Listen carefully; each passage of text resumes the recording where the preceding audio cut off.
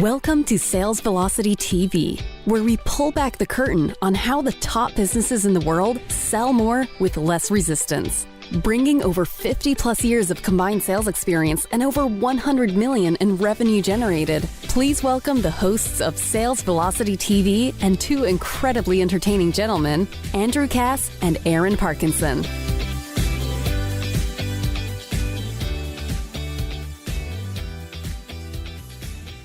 Welcome back to Sales Velocity TV. I'm Andrew Cass. That's Aaron Parkinson, and we have a great one here for you today on the anatomy of a perfect sales call. Aaron, Happy New Year. At the time of this, it's our first 2021 show. Happy New Year to you, my friend, and Happy New Year to all of our listeners. Good to be back, and regardless of when you may be watching this, my guess is in your business right now, you are either making sales on a presentation of some kind or someone on your team is doing it. I guess that's a loaded comment. If you're not making sales right now on some sort of a formal presentation or someone on your team isn't, you're probably not doing much business. So this is going to be really important today because this is going to drive your revenue and ultimately determine how much money and profit you make in your business. Is structuring a sales process, but really specifically today, a sales call, a presentation, a demo. So important today, Aaron, because we've become a Zoom society since 2020, right? Since the whole pandemic pushed everyone online. Now we're a Zoom culture. We're a presentation culture, mainly virtual. Most people aren't presenting live these days. So when you crack the code on how to get this presentation right, it can transfer beautifully to a in-person presentation and a from stage presentation, even a webinar. But we're really going to dig in today, I think, Aaron, on the one-on-one presentation, right? How to collect the decision, maybe some of the psychology that's involved with making the presentation, collecting money. I think we're going to talk about where does that fit in. So we're going to cover a lot of good ground today to maybe help you get a little bit more crisp with your presentation. Absolutely. And I think this is the thing that most people are afraid of. Most people they fear the sales process. And I think a lot of that comes down to the fact that they think that sales is taking from somebody versus understand that it's giving to somebody and providing them with the greatest opportunity possible if in fact the product that you have is good. But it's about breaking down the resistance and establishing authority and many other different triggers that allow it to be a smooth, replicatable, duplicatable process that you don't fear, you actually look forward to. Right. Where at the end of the day, I always look at sales presentations today, whether I'm making them or whether I've done them in the past, as just good quality conversations. Absolutely. Right? So sometimes when you go into a sales call, we'll call it, again, call, demo, presentation, doesn't really make a difference. But whatever your mechanism is, if you can sort of get out of the mindset of thinking it's a sales call, so let's talk language and framing it first, right? Just in our own heads.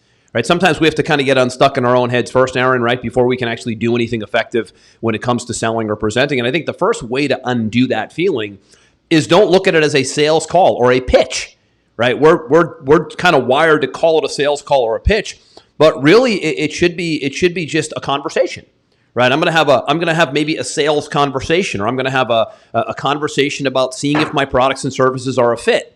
And just getting out of I think the mindset of calling it a pitch or a sales call can really help you just drop some emotional attachment that comes with those calls, in my view. Yeah, and the way that I have it framed in my head, and I think it's something that you have to evolve into, is that I'm only trying to decipher two things. One, do I believe what I have can legitimately help this person? So I'm trying to figure out if that's the case. Where are they at? What do they need? And what do what I offer provide a solution to that person? So that's the first part of it. And then the second part I'm trying to define is this person my ideal client avatar? For me, I always make a decision on whether I'm going to bring a client on based on, one, do I think I can help them? Yep. Two, do I like them as a human being, right? And three, do they meet my core values? So when I'm going into a sales call, I'm not approaching it like, okay, today I'm going to close this person. Yeah. I'm approaching it from the mental perspective of, A, do I think I can help this person? I need to evaluate if that actually is a reality. And two, do they qualify in my standards or my filters as a good client for me? So it's a two-part thing. And if you come at it from that perspective, then you put significantly less pressure on yourself Right. to close the sale. And quite frankly, you eliminate probably a majority of the people that you even should be doing business with, because you feel like it's either a win or loss scenario. Either I closed them or I lost. And that's where I was going in the beginning, of disconnecting yourself from thinking it's this awkward closing scenario that you need to get to in the call, where really at the end of the day, you're seeing if you guys are a fit for each other. You're seeing if you are a fit for them, and they're most likely seeing if you're a fit for them and they're a fit for you. And that's the best way to look at it, in my view. And let's talk about some of these frameworks. So again, today, most people are presenting by Zoom today. I have a bunch of clients, and their main mechanism is, just looking at some of the people that have high closing ratios. Anything we've done, we usually have high closing ratios. And today, that main mechanism is on a Zoom session, almost like what we're doing right now, one-to-one, could be one-to-many. So there's a couple of things that we have to get in order here. It's not just about the psychology and the scripting and the actual closing. There's a technology piece here now as well, right? Being on camera sometimes is a tricky thing for people. So we'll talk a little bit later on about, maybe structuring the way that you are, the perception that you're giving when you're on screen as well. Because remember, if you're doing a Zoom, they can see you. The old school people, you can't, you're on the phone, you weren't able to be seen, so you could kind of hang out in your underwear and make a sales call. Well, now people are expecting to be seen now due to this Zoom culture we've become. So now you have now there's a body language element at play here, which is a little bit different than years past, where you could get away with just being on the phone perhaps. Yeah, I think that's a great place to start, because, I met with a potential client probably 4 or 5 months ago. And for some reason they were in their office, which was rare at the time. Mm-hmm. And the first thing the guy said to me is, I appreciate the background and the mic and the lighting and all these other things that you've got in place, because I'm so sick and tired of seeing people, in some bedroom with their clothes all over the floor. Exactly. And the lighting is crap. He said, everybody got to have, a grace period when COVID hit, and everybody they got a month. They got a month. Yeah, at best. Yeah, maybe a month, yeah. Maybe 2 months. You got a grace period. After that, enough is enough. You got to look the part. You need to show up with intention now. Yeah, because how much attention you show to your own detail gives them an inside understanding of how much attention you're going to give, to their business. Exactly. So, you bring up a great point about the technology. Let's, what you look like, how you're perceived. The number one thing that I hate, and I know that my clients hate, is bad audio. There's nothing worse than bad audio. So funny you just said that. If you're going to be on doing Zoom meetings, for example, go invest $100 in getting a decent mic. If you're using your internal mic off your computer, it sounds terrible. It's very amateur. It shows right away. Right? It's echoey. It's awkward. It changes the way. Listen, we're going to talk about tonality here in a minute. Tonality is everything. Right now, I'm having tonality. I can go really high or I can go really low, but that tonality is a really important piece of the puzzle when it comes to persuasion. Not that there's a big persuasion play here, but tonality is important. It's funny you said that. I was laughing about the audio, Aaron. I watch CNBC in the morning when I'm getting ready. I like to see what's going on with companies and CEO interviews and all that cool stuff that's going on in business, right? And it's like every once in a while, about every third person that comes on CNBC as a guest rolls in. This is national TV now. This is the number one financial news network on the planet Earth by far. They roll in with no mic. It's all echoey. You can tell they're talking to their computer. And I'm like, you just got invited to probably the greatest stage ever to position you and your brand. And you can't even grab, even the AirPods from Apple that hang down with the little mic are pretty damn good. You can't even put that on. I'm listening to this roaring echo from your office or your home office, and you're on CNBC. So right off the bat, I'm like, that person didn't think about being that thorough, being on national TV. So even though they're not thinking it, they're thinking it, right? That is careless, and it's careless, and it's not thoughtful. Yeah, and subconsciously, the prospect's picking up on it, whether they say it or not. Even if it's unconscious, right? It literally, you can go to Best Buy, you can go to Amazon. I mean, anybody can go anywhere and pick up a $100 mic in 5 seconds. There's absolutely zero excuse for amateur hour of echoing, shitty audio going through your computer. So that's number one is audio. Number two is video. And now you have these cool Zoom backgrounds today. I'm on a green screen background. You're on a real background, but we can't tell the difference, right? Because we know what we're doing with cameras and lights and audio. It's a whole different thing. You don't need to turn it into a studio. But heck, you should be pretty damn close if these are revenue producing conversations. I would want to have everything rigged in my favor. Audio, scenery. I have probably close to $1,000 camera on me right now, crystal clear, because most of my business runs off the camera today. And if you're making sales presentation, if your team is making sales presentations and they're remote, let's say, maybe they're not on premises, you're going to need to get this right for your team too, because these are the little things that will work against you or work for you in the early stages of the presentation when you first come on and you begin the conversation. Is the tech right? Have they thoughtfully put together an environment where we can have a quality conversation? That's what they're thinking, even if they're not thinking it. Absolutely. And they're going through this checklist in their head, trying to establish whether or not you are an authority, whether you are credible. Right. I mean, the great thing about Zoom, like you said, is that they offer virtual backgrounds. Oh, they're beautiful. So if your background looks terrible, put it into a background that looks good.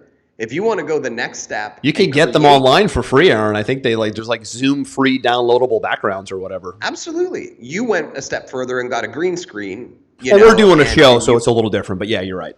And it's beautiful. It's got the brick background. It looks cool. You like my brick? That's real brick, by the way. A whole brick house back there. Oh, yeah, of course. You like my brick house? And for me, like, I'm in my office where I've just got a fairly simple background with a big piece of art, but it looks. That is, by the way, Aaron Parkinson's signature background. I mean, he's been running. It's real, by the way, and it looks great. Yeah. Signature background. It's like a staple. Like, there is no Aaron on Zoom without that yellow painting in the background. If you ever lose that yellow painting, buddy, you're in trouble. Like, your whole brand just falls down the toilet, dude. Well, and the funny thing is that this painting I got 10 years ago, and it was. I remember. It was painted by a guy that he was in the same art class as John Lennon, and they were painting side by side. So I love the story. And it's these musicians playing trumpets and stuff, and I kind of feel like we're always making music and art in everything we do. So it resonates with me. And that just made your background so much better. The John Lennon thing. I didn't know that piece. I just knew you got it a long time ago, and I knew it was like a meaningful piece of art, but I didn't know about the whole John Lennon thing. That makes this thing vintage now. Yeah, it's vintage for sure. My wife actually wanted to sell it when we moved houses, and she didn't want to pack it all the way to the Cayman Islands. Oh my God, that could have been a divorce, dude. That could have been a divorce. That's grounds for divorce right there. So, anyways, the other nice thing about Zoom, if you don't know, is that you can go into Zoom, and there's actually a feature that can improve the visual of your face. It can actually smooth out the lines in your face. I can't remember exactly what the feature is. Really? I didn't know that. You can click on it. You go into the settings, you'll find it, and it actually like makes you look like 5 years younger because it kind of like does this professional smoothing out of your face. So use everything at your disposal. Everything.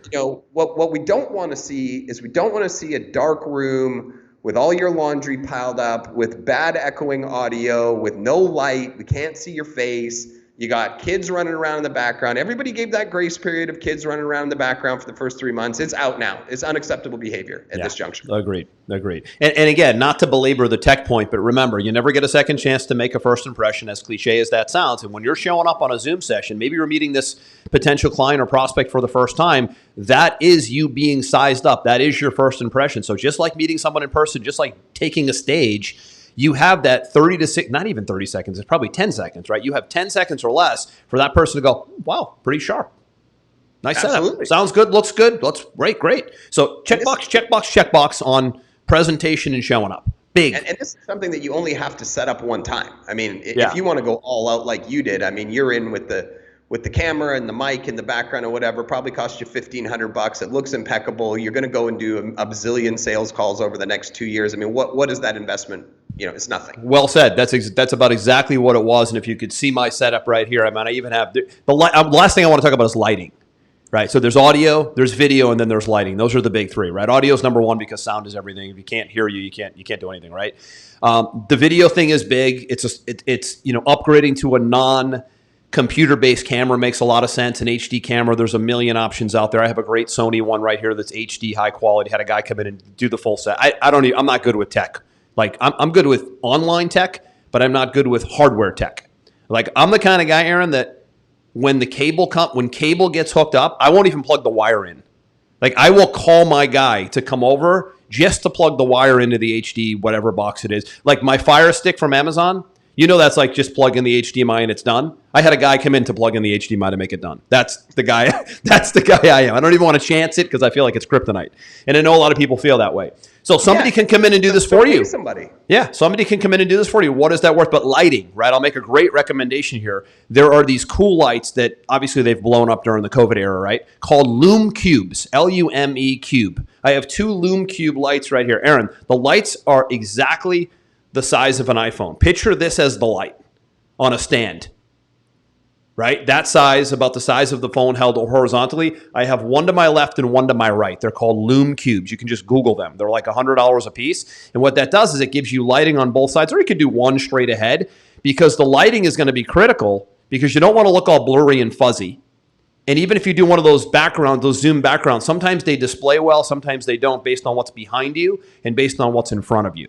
So there's some little things you want to think about as you're making your winning presentation, wherever that may be. Again, on a one-to-many, one-to-one, but most likely you're doing some kind of Skype or Zoom presentation today in your business. Again, like I said in the beginning, if you're not, then you're probably not doing much business. So that's why this is such a critical thing to get right. A, your environment first. B, now the conversation can probably get off to a great start because all of that's handled, right? Absolutely. And our lighting's a little bit different because I'm in my office is all glass.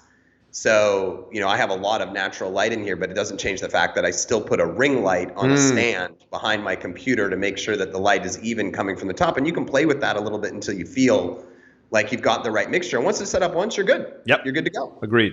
So now let's talk psychology, right? Let's move into where do you want to go next, Aaron, on the opening of the session, the really rapport building. You have to establish what it is that you're trying to portray. And we kind of go back to that checkbox analogy again, is people are doing mental checks inside of their head of like, does this person have experience? Do they have the answer to my question? Are they trustworthy? Are they going to care about, my business as me as the customer? Have they done this before? Yep. These are all the things that they're checking, inside of their brain. And obviously there's a template, a process that allows this to happen, smoothly and relatively easily. And for me, I like to break the sales call process into 3 stages: pre-call, sales call, post-call, right? And not everybody may necessarily require a post-call. That will often be defined by the complexity of your offer and, most importantly, the pricing of your offer. But we'll get into that in a second. So let's talk about the psychology of somebody who comes to you either as a cold lead or as a referral. If they're a cold lead or a referral, they know a little bit about you because of what they consumed before they got there, either from the person who referred them or from a cold lead, but they're still quite in the dark, right? We want to eliminate as much of that friction as we can from the moment that they book a call with us to the time they show up for the call. So for me, what I often, suggest to my clients is we ideally they're not booking a call closer than 2 days, ahead on your schedule. And the reason why is I'd like them to get dripped a little bit of content about me and my business before they get to me. So my favorite 1-2 punch of content that people get, and you can just add this in as an email autoresponder to your calendar system and get it sent out the moment they book and then get one sent out the very next day, is my favorite combo is the case study the first day, followed by the get to know me on the second day. So the case study is where, you say, hey, thank you so much for booking a call with us on X day. While you're waiting, we'd really love it if you would go through this piece of content below. It shows how we took a person just like you and we were able to accomplish X, Y, Z over the course of 6 months. And you can either take them to a report, to a video, to a PDF, whatever you want that basically shows that, we were able to accomplish, what this person thinks that you might be able to help them with in a certain time frame with a real life example. Because then, what they do is they go, holy cow, like, look at the results that person got. We all know that, facts tell and stories sell, right? They're reading somebody else's story. Right. right? Because buying comes from this the limbic system where we tell stories, right? You know, trust and credibility. Yeah, and the trust is a lot higher when it's someone else saying it versus you. Absolutely. For sure. Right? We know this. Absolutely. So I like them to consume that case study. And then maybe on the follow-up autoresponder email the next day, I like to give them the opportunity to get to know me a little bit better. So background, bio, things like that. Yeah. I mean, one of the things that I put in my, in my email follow-up is I say, hey, before we meet tomorrow, a lot of people like to get to know me as a person a little bit better. And I think the best way we can do that is watch this interview with me and Mike Dillard on his podcast 2 months ago, and so now they're getting to see me interact with another human, nothing canned, on the spot, see what my personality's like, what my core being is like. And they can decide if they resonate with me as a human being. And what that allows me to do is filter away the people that don't resonate with me as a human being, but really amp up the connection with me as a human being. Now, maybe you haven't been on a podcast. Maybe, you could do, talk about your core beliefs or, your company mission. It could be as simple as the bio on your website if you don't have those assets, right? Sure. It's where you've come from, why you do what you do. Like sometimes people do a good job of that on their website, just statically in text. Absolutely, right? It's get to know me a little bit better, right? So that 1-2 combo punch of case study and get to know me better is so profound, because when they actually get with me on a Zoom call, they feel like they know me. Mm-hmm. And ideally what they feel like at that juncture is that I'm an authority that can help them. And it shifts the positioning from the me trying to close them more to the position of they like and trust me and they want to know if they're a good fit for my business model. Yep. Love it. So I'm going to add one more to the mix on pre-call. Sure. This is depending on if you're a published author of any kind, right? This is really helpful if you have a book, even if it's just a free report or a guide, some sort of content or value that a lot of authorities have today, is in that little process of leading up to the call, hey, here's a digital copy of my book, or here's a copy of my free report, right? Additionally, you mentioned the case study. You can have a web page built with case studies, plural, on it. That's something we did recently for Pipeline Pearl for our company, is we continue to add to it. So it's becoming an archive. Every time we do a case study, it gets added. Like now we have a portfolio of case studies. So now we can just send that website link to someone anytime, and they can see not just a case study, but multiple case studies, and they can dissect them by headline. Maybe they see a headline that grabs them, like, hey, how did this girl go from, spending $1,000 a day on Facebook ads to, making $10,000 a day as an ROI, right? They can see those headlines on the case studies and they can choose the one they want, right? So published asset, case studies, as you mentioned, and then obviously a get to know me. And the caveat on the get to know me thing is if it's not just business and it's personal as well, family, kids, pictures, some sort of, this is a real human being. We talk a lot here on the show about humanizing your sales process. We talk a lot about that. The more you humanize all of this, what Aaron's calling pre-sale stuff, the more that their guard comes down and they feel like, this is just a regular cool guy or girl that I, feel like I have a similar story, or I feel like I can trust them, or they're the real deal. They don't seem so stuffy and boxed in and cold, and I feel like they'll be easy to talk to. That's what you want to create. Absolutely. You just want an easy, free-flowing conversation where the person is legitimately excited to talk to you by the time, we get to a Zoom. And if you work for a company, a lot of companies actually have like some type of a emotional, asset they've created. Like that's why companies have like lots of, charitable video, montages, or the CEO talking about their mission or whatever, is you can attach something like that in and say, this is an opportunity to get to know my company a little bit better and roll out something like that. So whether you're an entrepreneur or whether you're selling for an organization, typically there are assets there, or they can be created to accomplish this 1-2 punch. Right. And what's funny about this pre-call thing is, for any of you that do public speaking, Aaron and I have probably done, combined, we've probably done 300 plus events from big to medium to small, right? And one of the things that the best speakers in the world have always done is they pre-frame them stepping on stage. How do they do that? They would always have like a little trailer You ever remember this technique, Aaron? I mean, it's been a while for us on stage, for everybody, right? Is they have this little trailer that's really a social proof trailer. Could be a minute, could be 2 minutes. It's never more than about 2 minutes.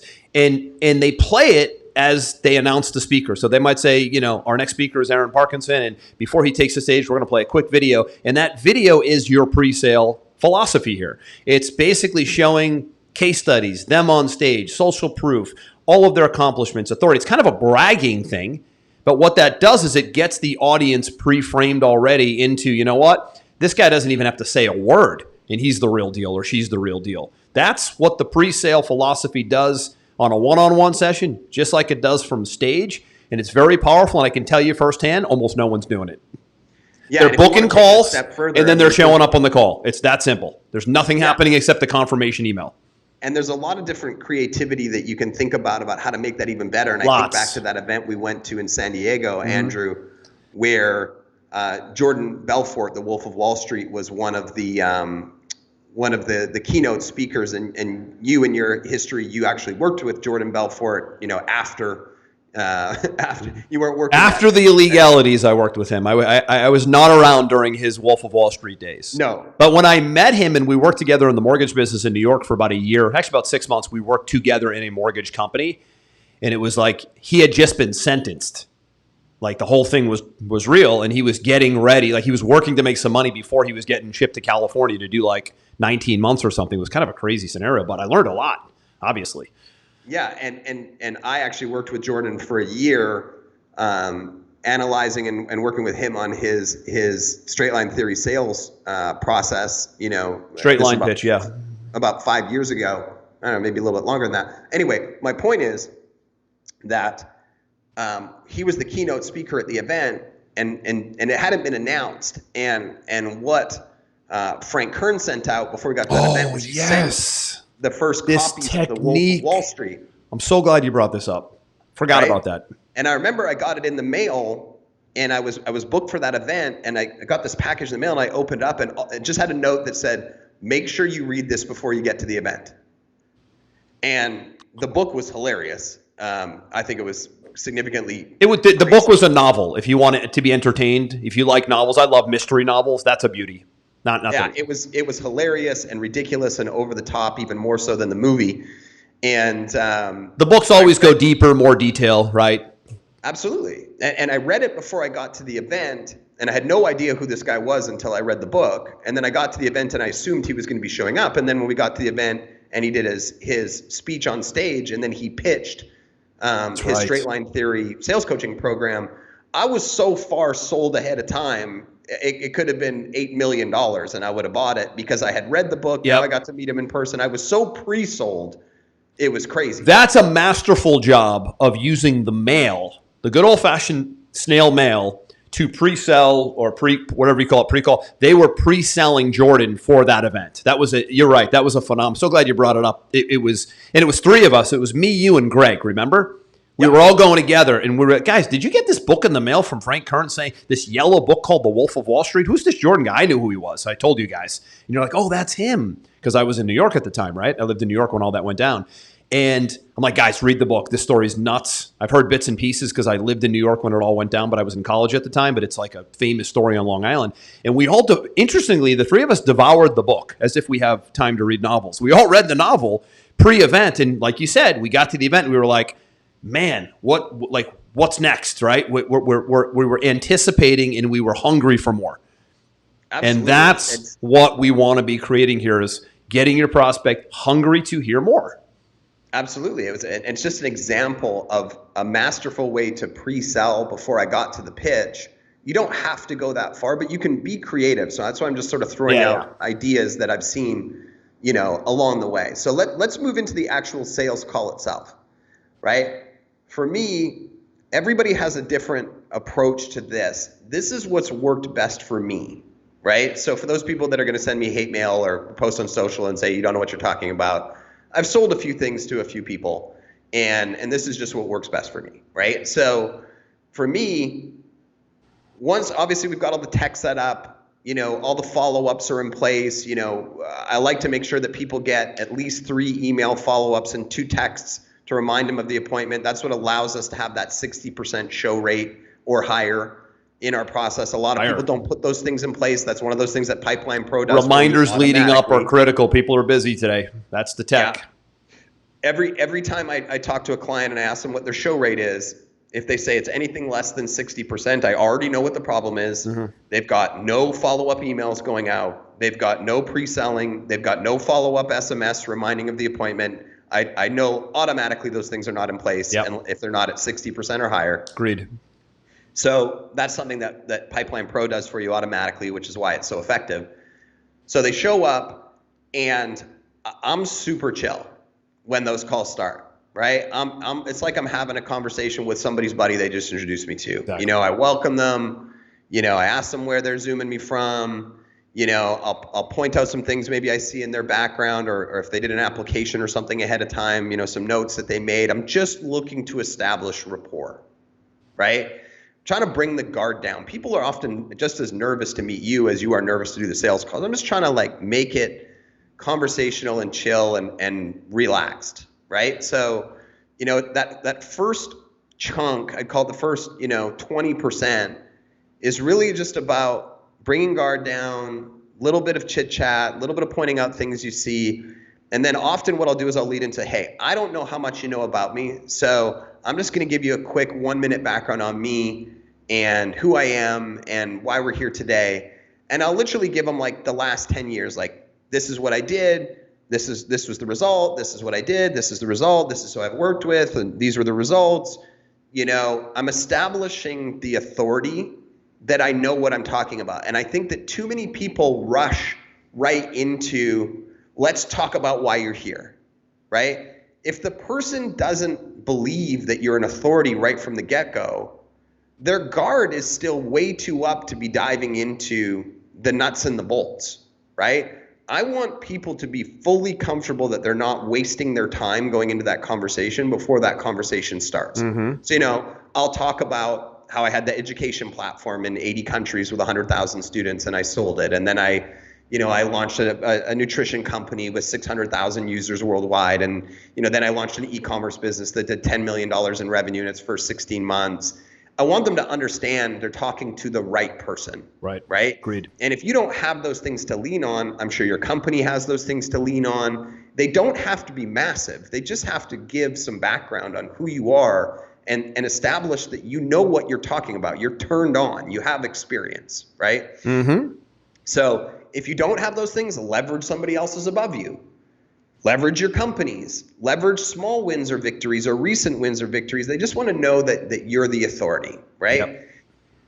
That first whole piece of rapport and authority is so important, so the person just goes, I'm talking to the right guy or girl.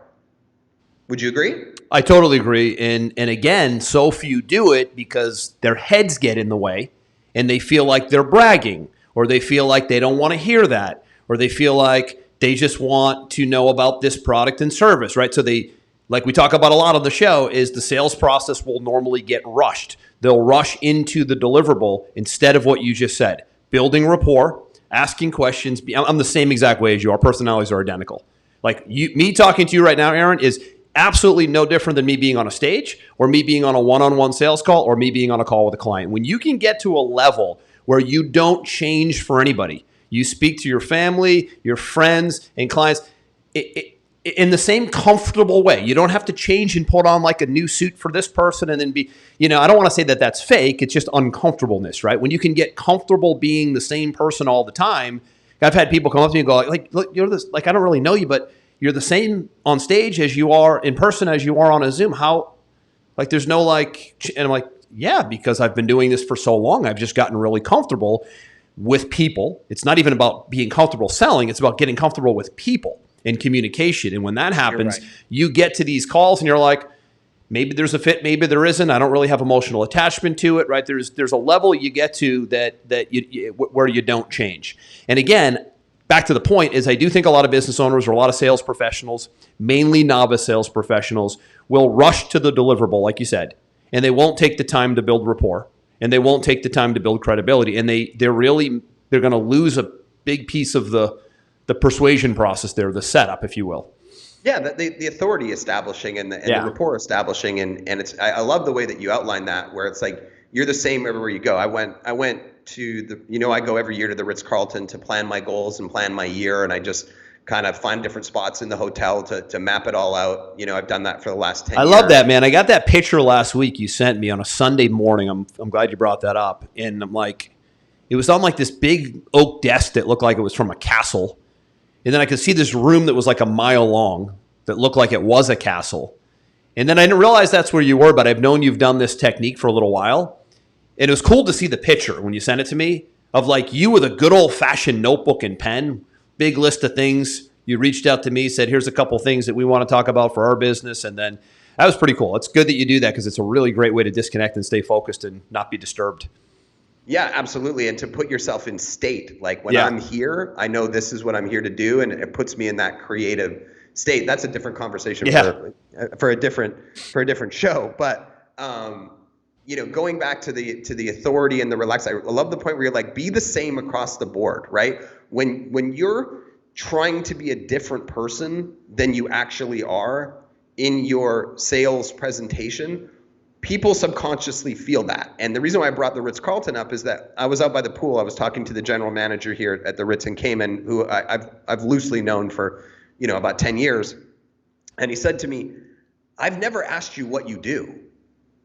And I said, well, I own a digital marketing company and we help businesses generate leads and structure sales funnels and processes to maximize return on their investment. And we do it at scale for, these types of companies. And he immediately said, could I hire you to fill the hotel? And because I'm so natural in telling people what I am, and I'm not changing my tonality, I'm not becoming a new person and changing how I speak, it's very natural for me. He instantly felt like maybe there was an opportunity for us to work together. And quite honestly, I said, bro, you have like vaccination problems and social hospitality, man, brutal. Travel problems. And like, I'm good at what I do, but that might be even too big of a mountain for me to climb at the current especially now. Yeah, especially now. But he was ready to buy right on the spot because I know who I am. I know what I do. I'm very comfortable in the delivery. I don't change, and make people feel awkward or weird, when we're talking about the process. When you can get into that consistency, it's so much easier. You're in the zone at that point. That's where you are. Just like athletes say, when I'm in the zone, I'm in the zone, right? With that's to me the zone. When you can be on a sale and it's a sales presentation, it's a very tense thing for most business owners because sometimes this is the sale they need to make that maybe keeps the company afloat or that they need to pay bills or that, this is sometimes businesses it's that tense. So this is a really important piece of the puzzle. If you can get in the zone during a sales presentation from stage in front of a group, one-on-one on a Zoom like we're talking about here, that's something you want to strive to do sooner than later. And I don't think it's going to happen, frankly, by just you continuing to show up. There's a level of training in mastery and some development that you have to go through to make that happen. Now, for me, I got a lot of that comfort by doing professional speaker training a long time ago. And you remember because this, I was speaking at your events, right? And by the way, public speaker training is communications training. There's a little bit of being comfortable on stage, and there's a lot of body language stuff. Remember, we did that amazing speaker training, Aaron, in New York. Yep. Speak Easy. 2-day boot camp. It's on the tip of my tongue. They bring in it's a kind of communication and speaker training where they bring in CEOs, professional athletes who are ready to make the move into broadcasting. It was that kind of caliber training. Very expensive. We went a group of about 10 of us, and everything is videotaped. Right? And the reason everything is videotaped is because you need to see your body language. And again, for stage, it's a little bit different, but it's the same elements, right? So for you, if this is an uncomfortable thing to do presentations, one-on-one is very uncomfortable for people. One-to-many, like if there's a group of them, is even more uncomfortable. And being on a stage, people would rather die, I think the statistics are, right? So right, you want to get some coaching around this. You could, and I don't know if you can do this now, but you can join a local Toastmasters group. You can do some online training. I hired a coach even. Like I did Toastmasters, private coaching, and corporate public speaking coaching in New York, all within like a 2-year window, because I wanted to crack the code not only on public speaking, but also on presentation skill. Because again, it's communication training, not just public speaking training. So for you, you might need to disconnect and go through some training to get this right, because preparation leads to comfortability. If you're prepared because you've trained, then you become comfortable. You don't just get comfortable. You have to train to be comfortable. You think Tom Brady sits back there in the pocket 21 years later and he's just like, la, la, la, la, la. The guy, it's like second nature now. He's done it so much that being in the pocket is probably more comfortable to him than being in his bed. Well, and you did something earlier today. You found some sound effects, and I want to make sure that we utilize the sound effects when a gold nugget has been put out. And I'm about to put out a gold nugget that you just said, so I want to give the sound effects. I was just testing it there. I was just testing it. Are we doing one? Did you hear it? No. Man, did you hear it? Yeah. I was just testing it. Hopefully our listeners. Well, I think the listeners hear. The gold nugget that you put out there is you were recorded doing those for 2 years and you had to watch yourself. Ooh, brutal. Right? Your next 10 that you do as a listener, recorded on Zoom, because you should send the recording to your prospect anyway so they can go back and reference what was said there. Great point. That's a gold nugget right there. And the second gold nugget is watch yourself. Ask yourself, do I look comfortable? Do I look confident? Was I listening? Was I analyzing and assessing the situation correctly? How was my transition? And the first, 5 or 10 times you watch yourself is painful. Painful. But you don't know what you don't know. So if you watch yourself and you write down, hey, this part right here is clunky, or this part right here, I wasn't on my game, then you can start to analyze where your weaknesses are and then focus on improving them moving forward. Really good point. Most people, again, will not watch themselves because it's like, oh, I don't want to go there. What I don't know can't hurt me, but really what you don't know will hurt you, and you need to go there. And I'm glad you brought that up because, again, most of the presentation that is happening today is right here on a one-to-one Zoom session. You are a sales advisor in your company. You want to master this and get this right, and you want to get the right training for you and your team because this is what's going to lead to the most amount of revenue is having a sales process that's in person to some degree that win. It's a winning sales process. So we call this the anatomy of a perfect sales call because the sales call will be the driver of all the revenue at the end of the day. The product and service, maybe it's great, maybe it's okay. It can always be better. But really where the money is on getting the people to be comfortable presenting the product and service because the more they're comfortable, the more they'll sell, the more they'll attract, and the bigger your business will be. This is the heart and soul of it all. Well, and here's a little indicator. Do you know what athletes love watching on television? They love watching replays of themselves scoring a touchdown or making that sweet pass or whatever the case may be. They love rewatching that stuff. I remember when Daniel Cormier won the UFC light heavyweight champion and I went up to his room the next morning, the first thing he wanted to do was rewatch his fight with me and rewatch them putting the belt around his waist. Yeah. They love that. That makes sense. Why? Because they can see their success in replay. If you can get to the point where you love listening to your own self and watching your own self on sales calls and podcasts, where you're like, man, I look good. Man, that was some fire I dropped right there. I love watching replays of myself. And some people will be like, oh my God, that's the most ridiculous egomaniacal thing is. No. I'm fully confident and happy with everything I put out there. So if you want to put another podcast of me with somebody else on, I'll listen to it all day. Because I'm like, damn, I sound good right there. And listen, you can call it egotistical. You can call it, whatever you want. But at the end of the day, that's how you improve it. It's how you check in with yourself. I watch our whole episode. My team makes me watch it like the next day because we make a trailer and they want to know what's like the best 3-4 minute clip you want. And sometimes they try to do it, but they really never get what we want.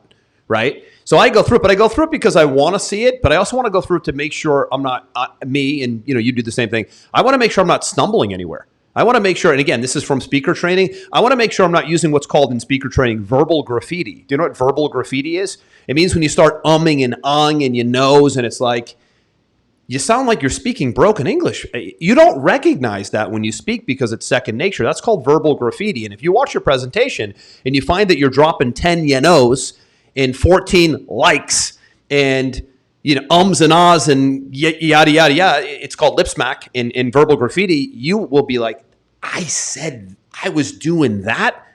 It took like a year of watching myself speak and present. I couldn't even believe that this is the way I spoke. This was 10, 12 years ago. Right now I am conscious of verbal graffiti. I use it once in a while because this is a very casual show. But if I was on stage, you wouldn't hear any. No way.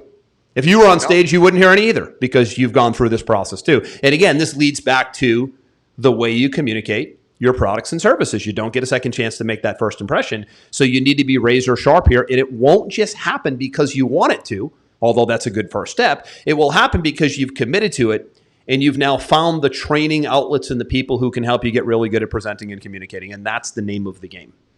Absolutely. Let's get into now the closing, okay? Because people are... to the second part of the sales call, which I really feel is the most important part. Yeah.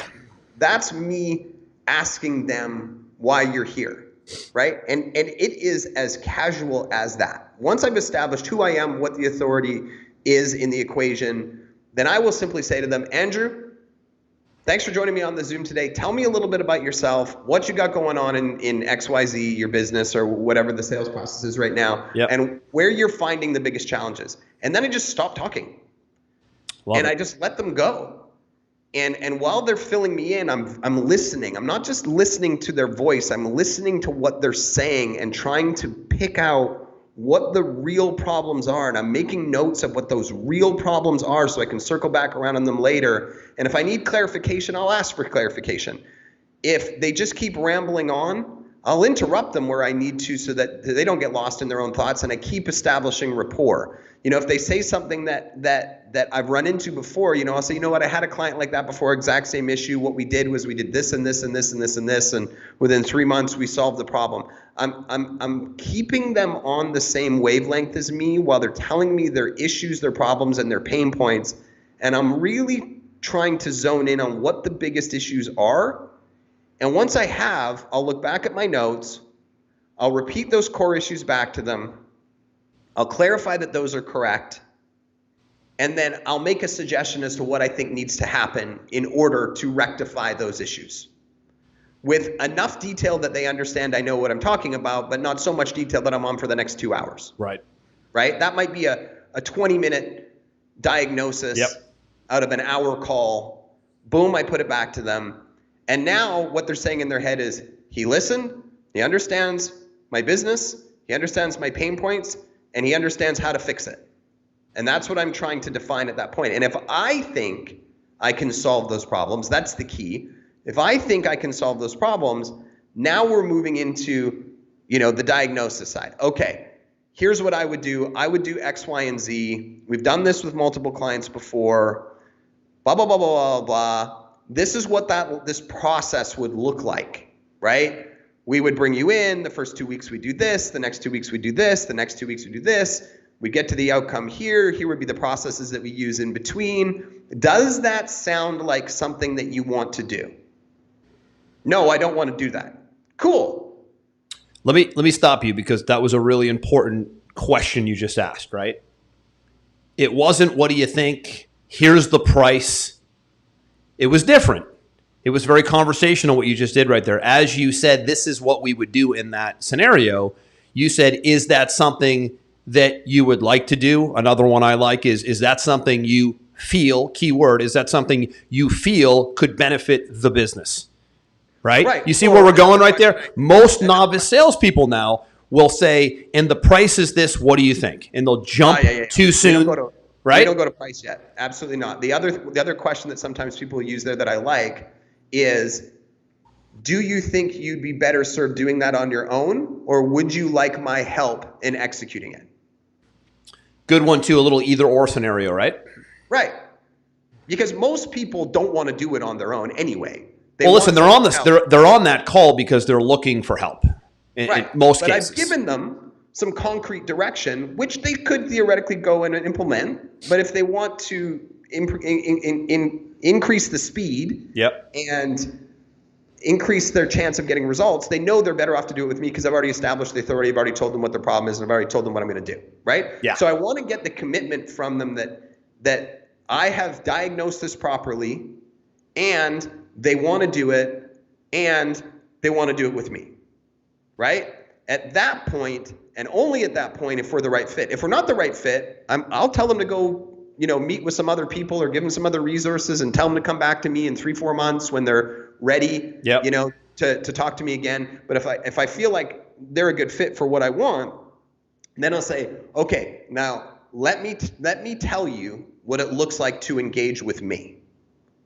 And then here's the crazy thing. I don't tell them about price. Not yet. I go, here's what's going to happen. I'm going to send you a proposal. You're going to read through it. You're going to see if you have any questions. If you don't have any questions, you go ahead and sign it. Then I walk them through what their first 2 weeks in working with us look like. You're going to get onboarded. You're going to get introduced to this person in my team. We're going to do an outline for you. We're going to meet with your team and my team. We're going to talk through the strategy. We're going to do this, and then this is what's going to happen. And then, so now they're seeing in their mind what's going to happen and how smooth this process is going to be in working with me. And the very last thing I talk about is price. Now, let me explain to you how our cost structuring works. Right? Now, let me stop you there again. So what Aaron's doing right there is he's doing what's called future pacing. What he's doing is he's putting the prospect into the mind space of here's what it could look like on the path to achieving this goal or this objective, versus putting the price out there too fast and never giving the client a chance to maybe in their mind live in that little space of here's what it would look like to be able to solve this problem. Right? Absolutely. Very important persuasion technique. Don't think for a minute, everybody, that this is just a, hang out, hang out. It's by accident. Yeah. It like, yes, we want comfortability. Yes, you want it to feel friendly, but this isn't hang out and just let it fly and go wherever. There does need to be structure and intention to this. And sales is persuasion. It's just not aggressively pushing somebody. The future pacing thing is brilliant because it's persuasion. You're persuading somebody into making them think, okay, this could be a good scenario of how that works out. I like the process or I don't like the process. But if you throw price out there, price always puts resistance up right away. Right? Absolutely. It's just the way we're wired, right? As soon as price comes up, we're always like, ah. So you want that to happen at the end. I'm removing questions from their buying decision ahead of time. And I'm also making them feel good about what's next, right? I diagnosed their problem. I told them what I'm going to do, what I would do to fix the problem. I've asked them if they would like to solve that problem. I've asked them if they'd like to work with me to solve that problem. Then I've showed them how smooth the execution of solving that problem is going to be. And then I'm going to tell them about the price. Yep. Right? Yep. So then at that point I say, this is the price. This is our, our agreement. It's 90 days or whatever the case may be, blah, blah, blah, blah, blah, blah. And then at that point, I just say to them, at this point, would you like to move forward? And then I stop talking. Or it's, what are your thoughts? What are your thoughts? Any questions? Or when would you like to get started? Do you see this as a fit? Yeah, kind of old school is. I'm laughing because I remember when we were trained as young stockbrokers back in New York. We were always trained. This is kind of like that hard closing environment that you don't really need to do today. But they would train us on, there was never like, you would set the question up where there was never a no. It's kind of funny, right? It was always and I think the way we did it, like back then it was, you'd be setting up an account for somebody. So it wouldn't be like, what do you think? Or let me know your feelings. It would be like, so how do you want to title this account?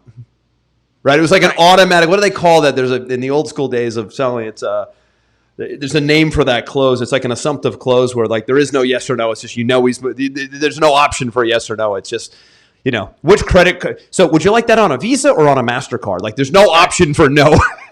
Yeah, and I used to use, oh man, I used to use, are you in or are you out? Yeah. Right. And that's a little bit. It's all a little rough around the edges today. It's a little novice-y. It's a little novice-y. So now I'm at the point where I just, I'll say something along the lines of, based on everything we've talked about today, I think you're a great fit working with us, and I'm confident that I can achieve the outcome that you want to have. So, we onboard people every Monday. Is this something that you'd like to do? And would you like to start this Monday or the following Monday? Good. Right. And then I let them answer the question. Now, here's the caveat. When can you close?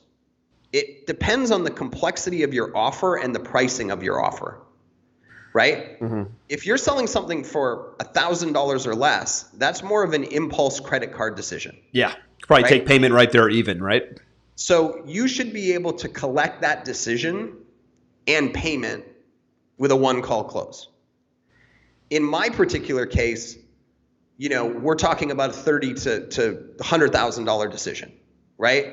There is no chance somebody's making that decision outside of a few outliers, very rare, on a one-call close. So I don't even go for the close, right? If they say, yeah, this sounds really, really interesting to me, I say, great, here's going to be the next steps. I'm going to create a proposal for you. I'm going to have my team send it over to you. I want you to review everything that's in there, everything that we've discussed right now. Why don't we put an appointment on the calendar in 3 days? It'll give you an opportunity to review it, talk to your business partner, talk to your spouse, talk to whoever you got to talk about. If any questions come up, you can put them together for me. How does Friday at 1 p.m. Eastern work for you? Oh, that works great. Okay, great. Let's put it on the calendar. I always put it on the calendar before I leave the call. I never leave the call without putting it on the calendar. Right? So now they know they have a deadline in their head to follow through on what I just told them they had to do. Right? And on the Friday, if they show up, which if you're doing this properly, 95% of people do, I already know that the sale is made if I want the client. That being the key word there, if I want the client. Because I'll go back and review it and go, do I really want this client? Do I not want this client? Okay, yeah, I want this client. If they show up and I want the client, 95% of people on that second call are closing. They may have a couple questions or they may have some financing questions or whatever, but they're closing, right? And if you try to jump into like a $1,000+ decision on that first call, it feels high pressure because the decision doesn't match the logical amount of time to review the education. And by the way, this segues perfectly now into post-call, which looks just like pre-call because now there's that window again where most people do nothing in that window. And now you have that window to continue to keep interest, emotion, and credibility high. You do nothing, it just starts to dwindle. Let's say it's a Wednesday to, what'd you say, like a Monday and a Friday, let's say? You had the first call on a Monday and the next one was scheduled for a Friday, 4 days out, 3 days out, somewhere in that area. So now what you want to be doing is building communication that drips out, preferably, right, automated, that stays in front of them and maybe adds additional case studies, right? Yep. It's almost like what you did for the pre, you kind of have to do it again, you double but you're down doing it from a different angle now because now they've seen everything you offer versus just getting to know you. But it's the same methodology of putting a couple pieces of email and text communication in place, preferably automated. It's what our software does. One of the reasons we created it is so that this process can be nailed from front to middle to back, right? And now get that in place so that they're getting the reminders to show up. Again, the hold we talked about in the beginning is a lot of times there's just a confirmation email and then nothing for 3 days. We want an email, a text. We want an email the day before. We want an email an hour before. We want a text the day before. We want a text the hour before. It's a countdown, right? But in addition to it being a countdown, it might include some case studies. It might include some before and afters, right? Most people have like a before and after scenario that they could definitely display. So you really want to think about architecting this in a pre, during, and post way. And I always look at this, the analogy I like to give here is that you are designing this like you are the producer of a $100 million movie production. Anytime I build a webinar for me, for us, for a company, or even for a client, I look at it like I'm writing the script to a blockbuster movie. Sales process to me, not a lot different. Pre, during, and post, if you design that out like you're writing the winning script for a blockbuster launch, that's the type of enthusiasm and intention you're going to need to create to be effective today, or you're just going to be another salesperson with just a presentation and a little bit of follow-up and a little bit of follow-through, but not much. And today you're going to need to go over the top pretty heavily because you're not the only choice in town anymore, regardless of what business you're in. There's nobody that is, probably not commoditized to some degree. And I want to wrap this call because we're getting to the show. Wrap the show at the as close to the top of the hour as we can. The last thing I'm going to leave this with is your own personal psychology. Obviously, money plays a role in this. When you're just getting started, you're like, oh, I got to make that sale. I got to make that sale. I got to make that sale. But regardless of how well you're doing, you have to put yourself mentally in that place of you're already doing amazing, because they say that dogs and bees can smell fear, right? I would say it's dogs, bees, and a prospect on the other side of the line. They can smell fear. I like that. Almost like sharks can smell fear, right? Okay, we'll throw sharks in there too. So sharks, dogs, bees, and prospects, right? Obviously, if you've got tons of money, then naturally you're not worried about the outcome. But until you do, you have to really train yourself to be in that mental space. Every person that schedules a sales call or a strategy session with me, I expect they're going to become a client. I'm going to do great work for them, and they're going to pay me tons of money. I expect that. Every single one. I'm like, oh, look, another sale just popped up on my calendar. It's not a sale, it's a call. But in my mind, it's a sale just popped up. That is already my expectation. Mm-hmm. But my attachment to it is zero. Goose egg. Zero. And that takes some time, by the way. That is easier said than done. We know. We could do a whole show on emotional attachment to the end result and how that hampers a business owner or a sales professional more than anything else, right? I mean, we could do a whole show on that. Yeah, but your goal is to get to that point where you're just, like you said, the same person talking to your neighbor as you are talking on a sales call, as you are talking to the owner of the Ritz-Carlton when you're on vacation. Nothing changes. And you can help everybody, and you expect that everybody's going to become your client. And you also know that there's a lot of people you can't help. They're not a fit, no biggie. There is no biggie either way. Nope. There's not. When I was playing football in college, the one thing I remember that my college coach would always say, and it was like every day, and I knew, now looking back, I know why he did it every day. When we would be like, why does he say this every day? 18 years old. Why would he say that every day? We heard that yesterday. You know how kids are, right? But looking back, it was repetitiveness. He'd always say, guys, listen, there's no peaks and no valleys. Don't get too high, don't get too low. Because playing football, same thing. Emotions can run high or they can run really low. You can get really high or really low. Stay in the middle. No peaks, no valleys. It always stays with it. Same thing in selling. Same thing in anything performance-based is try to stay somewhere in the middle, even keel, poised. No highs, no lows. Easier said than done. Incredibly effective when you can be conscious of it. I think that we can leave it on that note today. We've piled a ton of gold nuggets, executable information into this. Probably worth listening to 2 or 3 times if you're not getting the sales close rate that you want. Awesome job, man. And listen, by the way, the last thing I'll say is when you get this right, it is, and I write about this in my book, Sales Velocity. I have people comment on this quite a bit. It is a blend of old school and new school. It is a blend of good old-fashioned communication techniques like we talked about, and the combination of technology to support you. Old school, new school. I was fortunate, you too, Aaron, that I came up selling before the internet, and I still sell with the internet. So I've seen both sides, pre-internet, post-internet. If you can use the internet and digital technology to support and automate a lot of this process, that's the game changer, because that gives you leverage in the business. There's a lot of old dogs out there that won't embrace technology, and there's a lot of newer dogs out there that won't embrace anything live or in person. And I believe it's the blend of the two that will make you the most effective and stand out the most. So yes, we can leave it there. We can visit psychology on this anytime. I think there's definitely a couple ideas for future shows I got today, I have to say. Agreed. Good stuff, everybody. Hope you enjoyed this one. It's a biggie. Like Aaron said, it's well worth listening to. Again, the anatomy of a perfect sales call. And again, doesn't matter if it's a call, a one-on-one Zoom session, a webinar, from stage. It's the same communication skill set and psychology that you'll need to win in your sales process. I'm Andrew Cass. That's Aaron Parkinson. We'll see you on the next episode. We hope you enjoyed this episode. Sales Velocity TV is powered by Pipeline Pro, the ultimate all-in-one sales pipeline management and marketing automation platform that makes all others obsolete. And we can prove it. Take a tour at gopipelinePro.com. See you on the next episode.